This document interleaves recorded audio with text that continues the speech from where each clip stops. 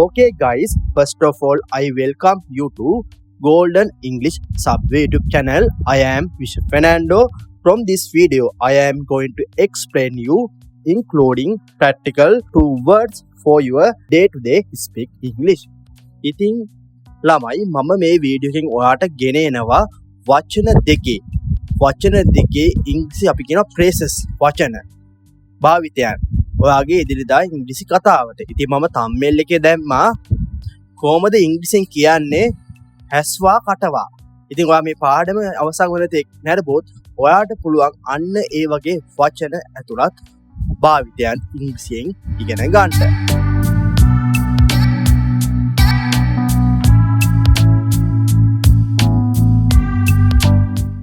got it කියලා කියනවා තේරුණා එක තේරුණා. අපි මොකක් කරුණාම කියන්නේ තේරුණා කියලා කියන්නේ got it. එතකොට clear got it යන අදහසෙන් තමයි තේරුණා යන අදහස එන්නේ. crucial crucial කියලා කියනවා තීරණාත්මක. crucial කියන්නේ තීරණාත්මක CRUCIAL. ඒ වගේම තමයි moment එකක් කියලා කියන්නේ මොහොතක්. එතකොට තීරණාත්මක මොහොත crucial moment. convenient කියලා කියනවා සුවපහසු. එහෙම නැත්නම් lazy. convenient. එතකොට time කියන්නේ වෙලාව. දැන් අපි කියන්නේ පහසු වෙලාවක් නේද? පහසු වෙලාවක් lazy වෙලාවක් කියලා කියනවා convenient time. පහසු වෙලාවක් සුවපහසු වෙලාවක් convenient time.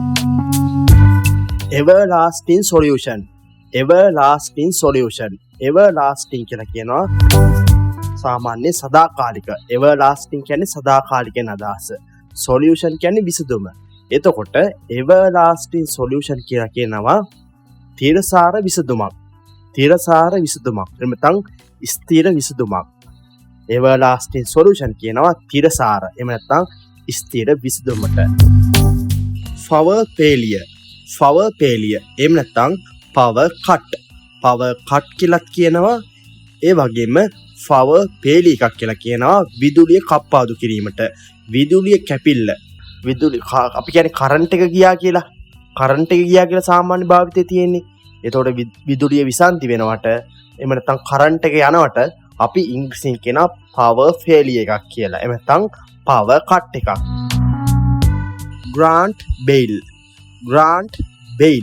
grant bail කියනවා අප මත නිදහස් වෙනවට. අප මත මුදා හරිනවා කියලා කියන්නේ නේද? ඔය උසාවියෙන් අප මත නිදහස් වෙනවා. අප මත නිදහස් වෙනවට ඉංග්‍රීසියෙන් කියනවා grant bail.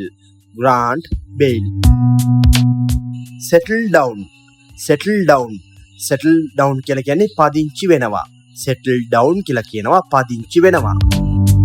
fatal accident කියලා කියනවා මාරාන්තික. accident අනතුර. එතකොට fatal accident කියලා කියනවා මාරාන්තික අනතුරට.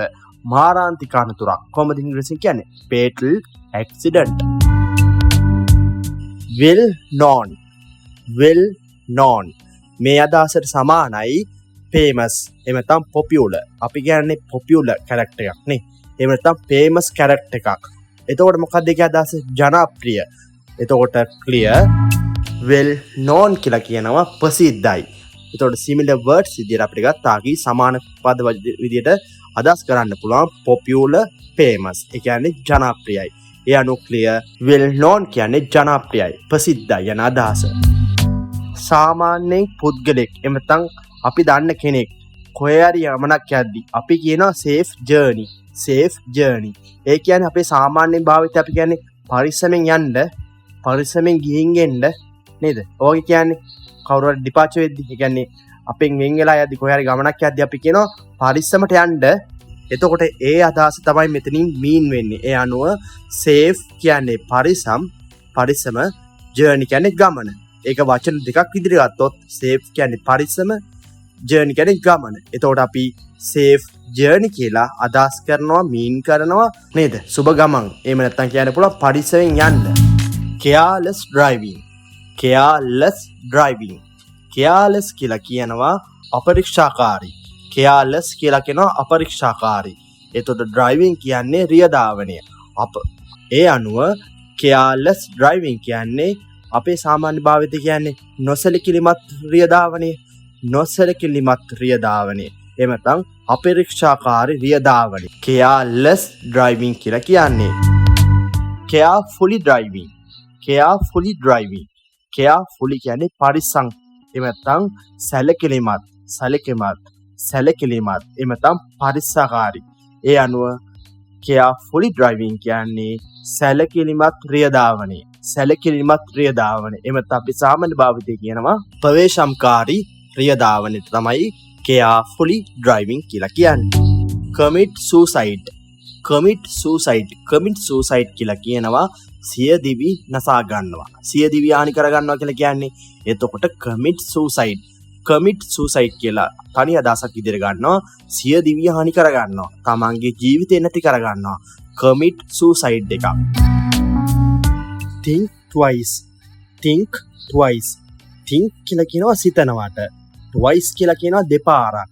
එතකොට think twice කියලා කියනවා දෙපාරක් හිතන්න. දෙපාරක් සිතන්න. මොනවාරි දෙයක් කරන්න කලින් අපි කියන්නේ දෙපාරක් සිතන්න කියලා. think twice. not point කියලා කියනවා වැඩක් නැහැ. මොකක් හරි කරන්න යති කියන්නේ වැඩක් නැහැ. not point. remind කියලා කියනවා මතක් කරනවට. me කියන්නේ මට. එතකොට remind me කියන්නේ මට මතක් කරන්න. remind me. need more. තව ඕනේ. ඔය කියන්නේ තව ඕනේ. need more. in time කියනවා කල් වෙලා ඇතිව. in time. not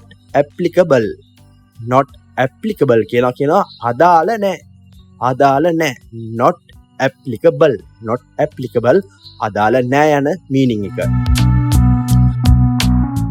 I am all right කියන්නේ මට අවුලක් නැහැ. I am all right. දැන් මෙතන වචන තුනක් වුණාට මම එක අදහසක් විදිහට තමයි මේ ගන්නෙ මෙතන. I am all right. මට අවුලක් නැහැ. I am all right. not yet කියලා කියනවා තවම. not yet කියන්නේ තවම නැහැ. එතන තාම නැහැ. not yet. can't again. ආයේ බෑ. again කියන්නේ ආයේ නැවත. can't කියන්නේ බෑ. එතකොට can't again කියලා කියනවා ආයේ නම් බෑ. නැත්නම් ආයේ බෑ. can't again. anytime ඕනේ වෙලාවක.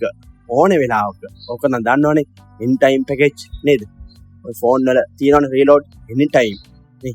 එතකොට anytime කියලා කියනවා ඕනේ වෙලාවක. anytime. no time to wait. දැන් මෙතනත් at last එමෙතන බැලුමට පේනවා වචන 3-4ක්.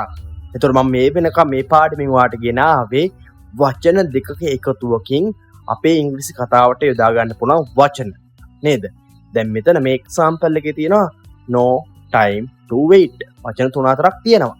නමුත් මම එක අදහසක් ඉදිරි තමයි මෙතනට මේ වචනේ ඉන්ක්ලූඩ් කරේ. ඒ අනුව no time to wait කියනවා බල ඉන්න වෙලාවක් නැහැ. no time to wait කියලා කියනවා බල ඉන්න වෙලාවක් නැහැ. as usual සුපුරුදු පරිදි. as usual කියලා කියනවා සුපුරුදු පරිදි. nothing much වැඩි දෙයක් නැහැ. nothing much කියලා කියනවා වැඩි දෙයක් නැහැ යන අදහස. foolish things කියලා කියන්නේ දේවල්. foolish කියන්නේ මෝඩ යන අදහස. එතකොට foolish things කියලා කියනවා මෝඩ වැඩ. last will will කියන්නේ කැමැත්ත. දැන් will කියන්නේ be verb එකක් විදිහට අනාගතයේ දක්වන be verb එක තමයි will. එතකොට will කියන අදහසේ තවත් තේරුමක් තියෙනවා කැමැත්ත. කැමැත්තට කියනවා will. එතකොට last කියන්නේ අන්තිම අවසානයේ. එතකොට last will. last will කියන අදහසින් එනවා අන්තිම කැමැත්ත. අන්තිම කැමැත්ත කෙනෙකුගේ නේද? මරණාසන්න වෙන්නේ කියන්නේ අන්තිම කැමැත්ත last will. bitter truth. bitter truth. bitter කියලා කියන කටුක, දුෂ්කර, bitter. එතකොට truth කියලා කියනවා සත්‍ය. එතකොට තනි මීනින්ග් එකක් විදිහට meaningfully idea එකක් විදිහට ගත්තොත් bitter truth කියලා කියනවා අපි කියන්නේ තිත්ත ඇත්ත කියලා කියන්නේ තිත්ත ඇත්ත. එතකොට bitter යන අදහස් තියෙනවා කටුක, තිත්ත නේද? සාමාන්‍ය කරවිලට කියන්නේ bitter gourd කියලා. bitter gourd කියන්නේ කරවිලටනේ. ඇයි ඒ? කරවිල තිත්තයි. ඒ නිසා bitter gourd. එතකොට bitter යන වචනේ තියෙනවා කටුක, අමාරු යන අදහස තියෙනවා. තිත්ත ඇත්ත කියලා කියන්නේ bitter truth. bitter past. bitter past. bitter past කියලා කියනවා කටුක අතීතේ. මං කියවනේ bitter යන අදහස තියෙනවා තිත්ත, එහෙම නැත්නම් කටුක, අමාරු, දුෂ්කර යන අදහස තියෙනවා bitter යන වචනේ. එතකොට bitter past කියලා කියනවා දුෂ්කර අතීතේ. එහෙම නැත්නම් අමාරු කාලය. past කියලා කියනවා අතීතේ. එතකොට bitter past කියලා කියනවා දුෂ්කර අතීතේ, අමාරු අතීතේ නේද? bitter past දුෂ්කර අතීතය. throughout the day. throughout the day. දවස පුරාම. throughout the day. දවස පුරාම. throughout the day කියලා කියනවා දවස පුරාම යන අදහස. ins and outs. ins and outs කියලා කියනවා වගතුග. වගතුග ins and outs. spit කියලා කියනවා කෙල ගන්නවට. දැන් මම මෙතනත් මේ වචනේ තනි වචන උනාට සිංහලෙන් වචන දෙකක් නිසා තමයි මම මෙතන ගත්තේ මේ එක්සැම්පල් එක විදිහට. spit කියලා කියනවා කෙල ගන්නවට. කෙල ගැසීමට තමයි spit කියලා කියන්නේ. post mortem. post mortem කියලා කියනවා පශ්චාත් මරණ පරීක්ෂණයට. පශ්චාත් මරණ පරීක්ෂණයට තමයි post mortem කියලා කියන්නේ. evil eye and evil mouth. evil eye and evil mouth කියලා කියනවා අපේ සාමාන්‍ය භාවිතය අපි කියන්නේ ඇස්වා කටවා. ඇස්වා කටවාට ඉංග්‍රීසියෙන් කියනවා evil eye and evil mouth. evil eye and evil mouth කියලා කියනවා. එතකොට clear ඇස්වා කටවා. emission test. emission test කියලා කියනවා වායු පරීක්ෂාව. අපි කියනවා දුම් පරීක්ෂාව කියන්නේ emission test. emission test කියලා කියනවා දුම් පරීක්ෂාව. emission test වායු විමෝචන පරීක්ෂාව කියලා කියන්නේ සාමාන්‍ය නේද? වාහනවල vehicle වල දුම් පරීක්ෂාව ඔන්න ඔය අදහස. emission test දුම් පරීක්ෂාවට තමයි emission test කියලා කියන්නේ. useless works. useless works බොරු වැඩ. useless works බොරු වැඩ. useless works කියලා කියනවා බොරු වැඩ වලට. self confident. self confident ආත්ම විශ්වාසය. self confident කියලා කියනවා ආත්ම විශ්වාසයට. ආත්ම විශ්වාසය නේද? කෙනෙකුට තියෙන ආත්ම විශ්වාසය කියලා කියන්නේ self confident. ඔය මොකක් හරි මර්ඩර් කේස් එකක්, මිනිමරුම් කේස් එකක් වගේ පොලිසිය වැඩිදුර පරීක්ෂණ පවත්වනවා කියලා කියන්නේ සාමාන්‍යයෙන්. එතකොට further investigate කියලා කියනවා වැඩිදුර පරීක්ෂණයට. take away.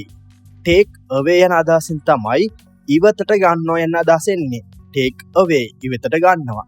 සාමාන්‍යයෙන් ඔය රෙස්ටුරන්ට් එකකටම ගියාම කියන්නේ කෑම එක take away ද කියලා අහන්නේ. ඒ කියන්නේ එළියට ගිහිල්ලාද කන්නේ. take away යන අදහසින් තමයි ඉවතට ගෙනියනවා. එමෙතන ඉවතට ගන්නවා.